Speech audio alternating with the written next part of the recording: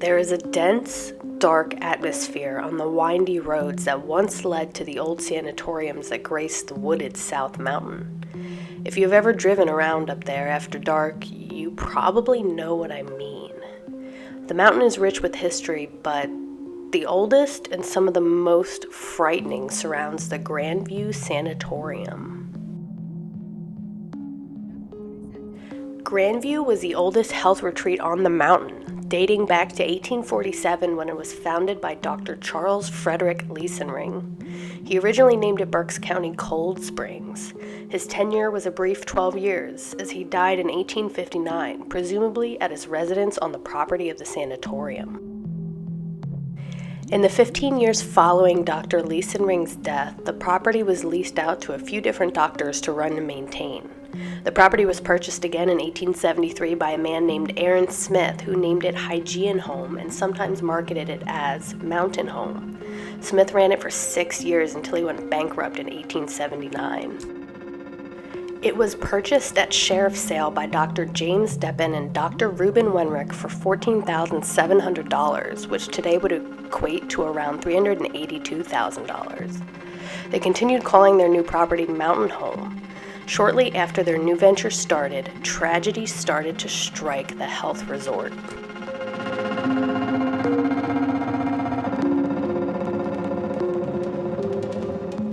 Only a little over a year after moving in, two of Dr. Reuben Wenrick's children, 13-year-old Allie and 1-year-old Christy Ann, contracted diphtheria.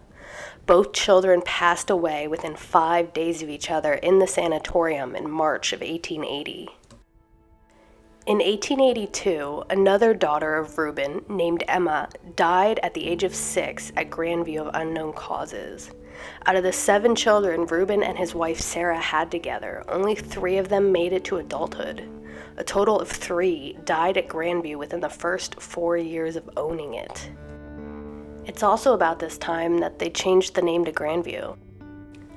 The wealthy looking for fresh air or treatment flocked to the Grandview Sanatorium and its neighboring resorts in the late 1800s to the turn of the 20th century. Trains brought them into Wernersville train station, which still exists along 422.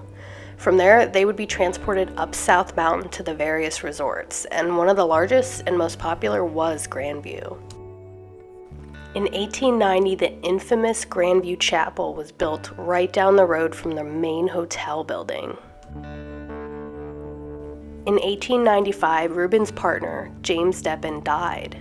At that point, ownership was transferred completely to Dr. Reuben Wenrick after he bought out the shares of the business owned by James Deppen's estate. Sarah, the wife of Reuben, passed away in February of 1896. I imagine her soul was weary from losing over half of her children. I could not find a specific mention of the reason of death, but she was only 48, so one has to imagine it was disease or some other tragic event. Reuben added a large white marble stone memorial to the chapel's wall in memory of his late wife. Some believe he never fully recovered from losing her. Dr. Reuben Wenrick threw himself into his work after the perishing of Sarah and their daughters. He erected structures and purchased adjoining properties for the next 3 decades. This included this dairy farm at the foot of South Mountain, which was named Grandview Dairy. It's still in operation today under an ownership of a different family. The total acreage of Grandview Complex was roughly 600 acres by 1926. Reuben also died at Grandview in September of 1926 at the age of 84. He was the 5th and final member of his family to die at the sanatorium. But being a health resort, the property saw sick visitors all the time. It's not outlandish to believe that many other patients at the sanatorium also died on the grounds from various illnesses. Who even knows what that number could be?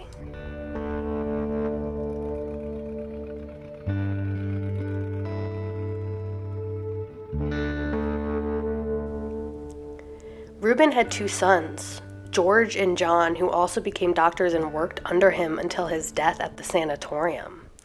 The sons abandoned Grandview after their father's death, and it is unknown why or what made them up and leave, but the building sat unused and abandoned for decades. Through the 1950s and 60s, people still picnicked on the grounds, and the main hotel building was unlocked, and it wasn't uncommon for people to walk through it. It isn't surprising that the property began to attract attention from teenagers due to the lore that formed around the creepy old vandalized buildings, particularly the chapel. Teenagers of the early and mid-1960s might be able to tell you stories of going into the abandoned chapel at night, maybe even seeing a noose hanging from the ceiling.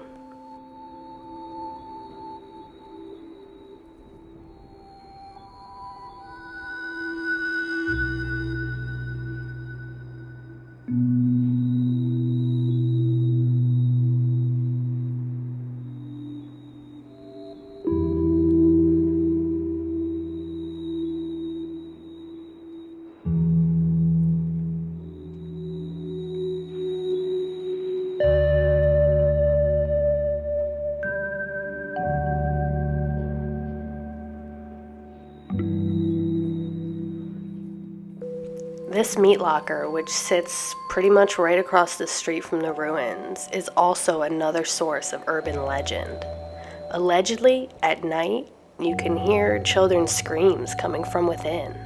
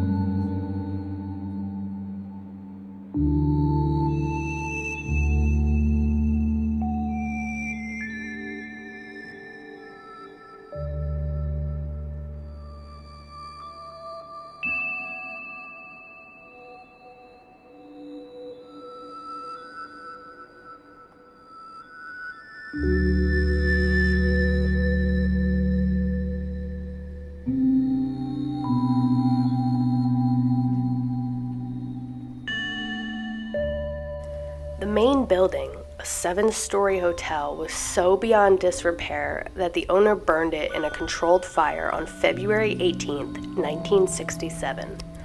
The only structural remains left today is this elevator shaft, which is right along Grandview Road.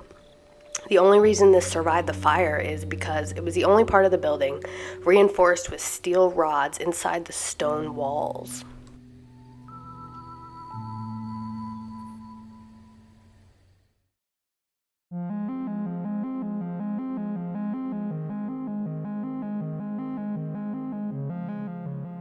The lore continued to grow around the area, and generations of teenagers would attempt to explore and drive past at night during the witching hour. In June 1995, a car full of teenagers was driving up and down the road past the ruins and chapel. The owner of the chapel residence at the time, tired of the attention his property received, came outside with a gun and shot, point blank, into the back passenger window of the vehicle.